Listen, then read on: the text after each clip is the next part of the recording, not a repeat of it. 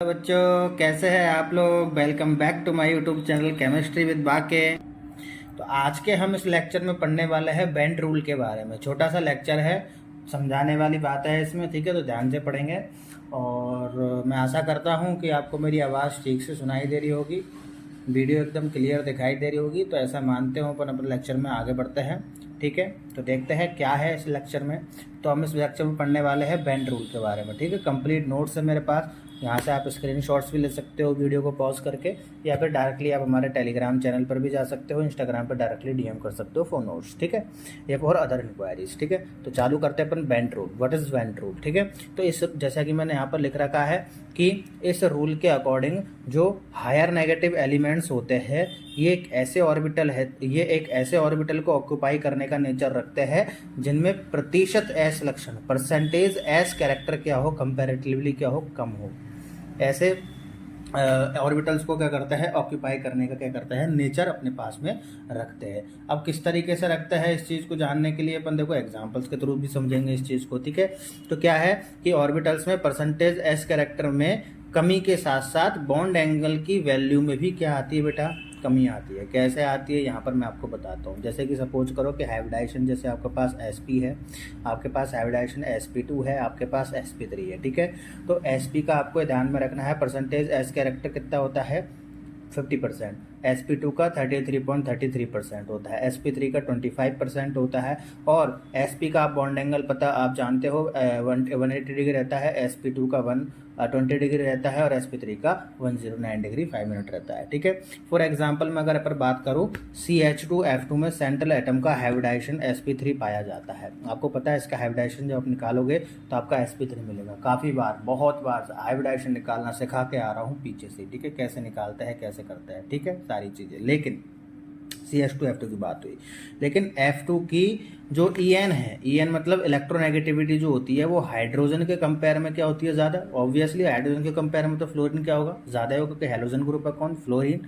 तो इसके कारण वेंट रूल के अकॉर्डिंग जो इलेक्ट्रोनेगेटिव F एटम है, ये जो इलेक्ट्रोनेगेटिव F एटम है वो क्या, चूंकि F की इलेक्ट्रोनेगेटिविटी क्या है, ज़्यादा है, तो ये F क्या करेंगे, ऐसे ऑर्बिटल्स को ऑक्यूपाई करेंगे जिसका परसेंटेज S कैरेक्टर और बॉन्ड एंगल की वैल्यू क्या हो, कम हो। यही चीज़ आपको यहाँ पर भी लिखी हुई है कि इस रूल के अकॉर्डिंग जिनकी भी नेगेटिविटी, हायर इलेक्ट्रोनेगेटिविटी है, वो एलिमेंट्स ऐसे ऑर्बिटल्स को ऑक्यूपाई करेंगे जिनका नेचर ऑक्यूपाई करने का नेचर रखता है, जिनका एस कैरेक्टर कंपेरेटिवली क्या हो, कम हो। अब एस कैरेक्टर कम है तो इसका मतलब क्या है, बॉन्ड एंगल भी कम है। तो यही चीज़ यहाँ पर लिखी है कि CH2 और ये देखो CH2F2 जो है, इस CH2F2 में इलेक्ट्रोनेगेटिविटी किसकी ज़्यादा है, F की ज़्यादा है। तो F ऐसे ऑर्बिटल्स को ऑक्यूपाई करेगा जिसका परसेंटेज एस कैरेक्टर क्या हो, कम हो, और उनका बॉन्ड एंगल भी क्या हो, कम हो, ठीक है। ये आपकी CH2F2 की क्या है, आपकी ये स्ट्रक्चर है, ठीक है। बात आई समझ में। अब CH2F2 में जो FCF बॉन्ड है उसका bond angle HCH bond angle से क्या पाया जाता है, कम पाया जाता है। देखो FCH इसका बॉन्ड एंगल क्या है, आपका कम है, जबकि HC और HCH इसका बॉन्ड एंगल ज़्यादा है। क्यों, क्योंकि ये आपस में क्या कर रहे हैं, एक दूसरे को रिपेल। यहाँ तो ये जब इधर की साइड में जाएगा, इधर की साइड में जाएगा, तो इन दोनों के बीच का बॉन्ड एंगल बढ़ता हुआ चल जाएगा। और जब F भी इधर ही आएगा और ये एटम भी क्या करेगा, इधर ही मूव करेगा, तो इन दोनों के बीच बॉन्ड एंगल क्या हो जाएगा, घटता जाएगा। तो बॉन्ड एंगल कम किस में है, इसमें, और इसमें क्या है, ज़्यादा है। यही चीज़ क्या है आपकी यहाँ पर बोली हुई है। बात आई समझ में।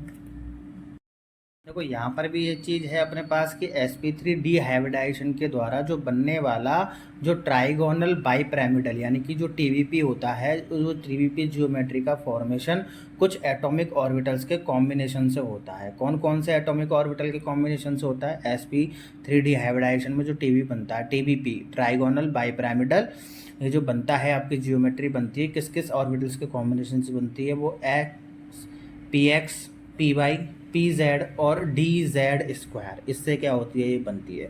अब s px और py ये इक्वेटोरियल पोजीशन पर रहता है, और pz और dz स्क्वायर ये आपके एक्सियल पोजीशन पर रहते हैं। अब कौन सी आपकी इक्वेटोरियल होती है, कौन सी आपकी एक्सियल होती है, TVP को बनाकर ही देख लेते हैं। ये आपकी जनरली क्या है, आपकी TVP की स्ट्रक्चर है। नहीं आ रही याद तो अपन इस TVP की स्ट्रक्चर को कुछ इस तरीके से बना सकते हैं, ठीक है।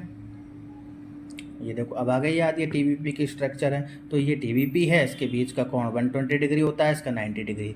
ये जो 90 डिग्री वाली एक्सिस होती है ये क्या होती है आपकी एक्सियल होती है, और ये 120 वाली क्या होती है इक्वेटोरियल होती है। तो ये टीवीपी की ठीक है। तो इस तरीके से क्या लिख रखा है कि टीवीपी जियोमेट्री में जो एक्सियल बॉन्ड होते हैं, यानी कि जो एक्सियल बॉन्ड होते हैं उनमें प्रतिशत एस कैरेक्टर जो होता है वो कम होता है, जबकि इक्वेटोरियल बॉन्ड में प्रतिशत एस कैरेक्टर अधिक होता है। इक्वेटोरियल में प्रतिशत एस कैरेक्टर क्यों ज़्यादा हो रहा है भाई? Due to bond angle. और इसमें कैसे कम हो रहा है? ड्यू टू बॉन्ड एंगल, क्योंकि जितना ज़्यादा बॉन्ड एंगल होगा उतना ही ज़्यादा प्रतिशत एस कैरेक्टर ज़्यादा होगा, और जितना कम बॉन्ड एंगल होगा उतना ही प्रतिशत एस कैरेक्टर क्या होगा? कम। ये चीज़ अपन यहाँ पर भी देख के आए हैं। देखो एस पी में 50% प्रतिशत कैरेक्टर, तो बॉन्ड एंगल भी क्या है? सबसे ज़्यादा एस कैरेक्टर, तो सबसे ज़्यादा बॉन्ड एंगल है। यही चीज़ देख कर आए थे अपन। यानी कि अपन एक चीज़ भी कह सकते हैं कि प्रतिशत s character directly proportional to bond angle, यानी कि जितना ज़्यादा प्रतिशत एस कैरेक्टर उतना ज़्यादा ही क्या होगा? उसका बॉन्ड एंगल भी होगा। ये चीज़ अपन देख सकते हैं। एक इंपॉर्टेंट चीज़ कि टीवीपी जियोमेट्री में जो बेंट रूल के अकॉर्डिंग ये जो हायर इलेक्ट्रॉन होते हैं, हायर इलेक्ट्रॉन नेगेटिव जो एटम होते हैं वो एक्सियल पोजीशन को ही ऑक्यूपाई करने का नेचर रखते हैं। Higher electronegative atoms axial position पर आएंगे। फॉर एग्जांपल अपन ने अभी अभी क्या देखा था? CH2F2 का एग्जांपल देखा था। तो F2 कहाँ आएगा आपका? क्योंकि F2 CH2F2 में क्या है? इलेक्ट्रोनेगेटिविटी ज़्यादा किसकी है? CH2F2 में F की। तो F की अगर इलेक्ट्रोनेगेटिविटी ज़्यादा है तो इसके अकॉर्डिंग टीवीपी जियोमेट्री में बेंट रूल के अकॉर्डिंग हायर इलेक्ट्रोनेगेटिव एटम कहाँ आएगा? एक्सियल पर। तो F यहाँ पर आएंगे और बाकी के H यहाँ पर आएंगे, अगर वो टीवीपी बैठता तो। ठीक है, ऐसे नहीं।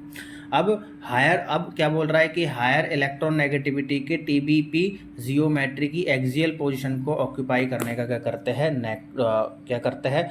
नेचर रखते हैं। हायर इलेक्ट्रोनेगेटिव टीबीपी जियोमेट्री में एक्सियल पोजीशन को ऑक्यूपाई करने का नेचर जो रखते हैं उनके इस नेचर को क्या बोलते हैं? एपिकोफिलिसिटी बोलते हैं। ठीक है, तो एक नंबर में आपके पास आधे नंबर में जो भी आपके एग्जाम्स में क्वेश्चन आते हैं उसके अंदर आ सकता है एपिकोफिलिसिटी। ठीक है, फॉर एग्जाम्पल मैं अगर देखूँ तो PCl3F2 PCl3 इसमें सबसे पहले क्या निकाल लो आप?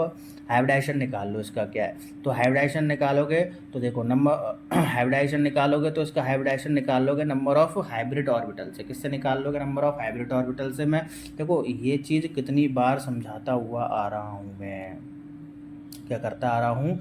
कितनी बार समझाता आ रहा हूँ। नंबर ऑफ वैलेंस इलेक्ट्रॉन कितने होते हैं? पी में 5 होते हैं। नंबर ऑफ मोनोवैलेंट इलेक्ट्रॉन कितने हैं? 3 और कितने हैं? 2। 3 और 2 अब बटे 2 कितना जाएगा? 5। 5 का मतलब sp3d, यानी कि टीबीपी बन रहा है। क्या बन रहा है आपका? टीबीपी बन रहा है। तो टीबीपी बन रहा है तो F और Cl इन दोनों में कौन सबसे ज़्यादा हायर EN वाला है? मेरे को तो कि सर F लग रहा है। तो F कहाँ आएगा? एक्सियल पोजीशन पर। देखो F को एक्सियल पोजीशन पर रखा है और Cl की EN कम है, तो इसको क्या रख दिया आपने? इक्वेटोरियल पोजीशन पर रख दिया। समझ में आई? ऐसे ही CH3 का होल थ्राइज PF2 है। इसमें देखो बैलेंस इलेक्ट्रॉन कितने हैं? पी सेंट्रल एटम में बैलेंस इलेक्ट्रॉन कितने हैं? 5। मोनोवैलेंट कितने हैं? 3 और कितने हैं? 2/2 कितना आ गए? 5। sp3d। CH3 और F इन दोनों में से इलेक्ट्रोनेगेटिविटी किसकी ज़्यादा है? ऑब्वियसली इसमें तो क्लियर दिख रही है कि सर F की ज़्यादा है, और F की ज़्यादा है तो F को कहाँ रख दो आप? इक्वेटोरियल पोजीशन पर। कहाँ रख दो? एक्सियल पोजीशन पर, और बाकी CH3 को इक्वेटोरियल पोजीशन पर। ठीक है, तो यहाँ पर आपका बेंट रूल यहाँ पर ख़त्म होता है। मैंने आपको बता दिया बेंट रूल में कैसे चीज़ें चलती है, कैसे नहीं चलती है। ठीक है, बाकी की आप चैनल्स को ज़्यादा से ज़्यादा शेयर करते जाइए, वीडियोज़ को शेयर करते जाइए, लाइक कीजिए, सब्सक्राइब कीजिए। कोई भी समस्या आ रही है आप हमको डायरेक्टली कनेक्ट कर सकते हैं इंस्टाग्राम के थ्रू। ठीक है, इंस्टाग्राम पे आप हमको डायरेक्टली DM कर सकते हैं। कोई भी प्रॉब्लम आ रही है तो कमेंट भी कर सकते हैं, और नोट्स के लिए आप हमारे टेलीग्राम चैनल को ज्वाइन कर सकते हैं। जो भी आपके यूट्यूब पर वीडियोस में दिया जा रहा है वो सारी चीज़ के नोट्स आपको अवेलेबल मिल जाएंगे। ठीक है, तो थैंक यू फॉर वॉचिंग। बहुत बहुत धन्यवाद आपका।